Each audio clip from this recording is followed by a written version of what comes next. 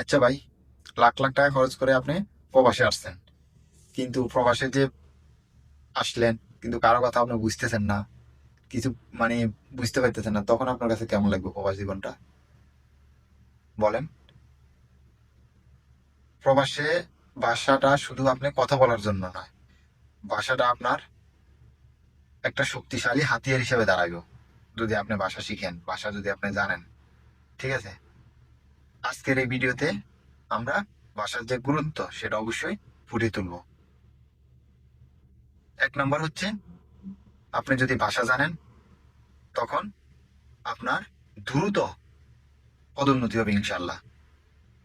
আপনি ভালো কাজ করেন কিন্তু আপনি ভালো ভাষা জানেন না, তখন কিন্তু আপনার ভালো পদোন্নতি হবে না। আর আপনি কাজ কম পারেন কিন্তু আপনি ভালো ভাষা জানেন, তখন কিন্তু আপনার দ্রুত পদোন্নতি হবে, বা আপনি কর্মক্ষেত্রে দ্রুত আগে যেতে পারবেন। আপনার বেতনটা দ্বিগুণ হয়ে যাবে যদি আপনি ভাষা জানেন। দুই নাম্বার, আপনি যখন ভালো ভাষা জানবেন, তখন কিন্তু দালাল আপনাকে কি ঠকাইতে পারবে না, বা বিভিন্ন দালালের খপ্পরে বা আপনার উপরস্থ যে কর্মকর্তা আছে, ও আপনাকে কোনোভাবে নির্যাতন করতে পারবে না। আপনি আপনার কর্মঘন্টা কত, আপনার বেতন কত, এগুলো আপনি হিসাব করে নিতে পারবেন আপনি যদি ভাষা জানেন। তিন নাম্বার, আপনি যদি পুলিশ আপনাকে রাস্তা হয়তো আটক করলো, আপনি ভাষা জানেন না, তখন আপনাকে থানা নিয়ে গেল, হয়তো সফর করাই দিল।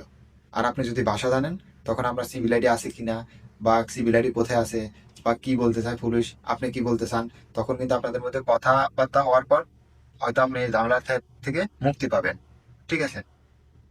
4 নাম্বার, আপনি যখন হাসপাতালে যাবেন, তখনও কিন্তু ভাষার গুরুত্ব আপনি বুঝতে পারবেন। ডাক্তারকে আপনি যখন ভাষা না জানবেন, তখন আপনার কি হয়েছে সেটা আপনি ফুটিয়ে তুলতে পারবেন না।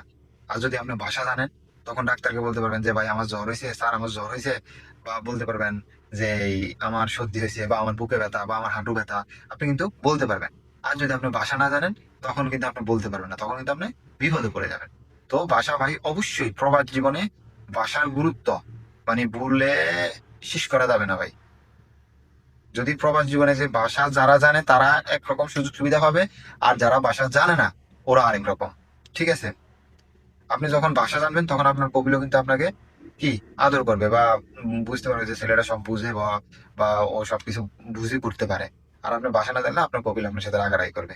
ঠিক আছে, কারণ আপনি সঠিকভাবে কাজ করতে পারতেছেন না। তো ভাষার গুরুত্ব ভাই অপরিসীম। সব প্রিয় প্রবাসী ভাইরা যারা বিদেশ আছেন, তা আপনি হয়তো 12 ঘন্টা ডিউটি শেষ করে আসছেন, 12 ঘন্টা শেষ করে আপনি কি করতেছেন, যে আপনি ফোন দেখতেছেন, টিকটক দেখতেছেন, বা ফেসবুকে রিলস ভিডিও দেখতেছেন। এগুলো না করে ভাই, আপনি যে ভাষা কিভাবে শিখবেন, যে প্রতিদিন 10টা করে আপনি আরবি শব্দ শিখেন। আপনি যদি মালয়েশিয়া থাকেন মালয় শব্দ শিখেন, আপনি যদি ইউরোপে থাকেন ইংলিশ শব্দ শিখেন।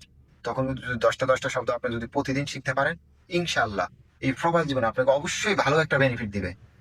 তো ভাই অবশ্যই আপনি যে দেশে আছেন ওই দেশের ভাষাটা আয়ত্ত করার চেষ্টা করেন। ঠিক আছে।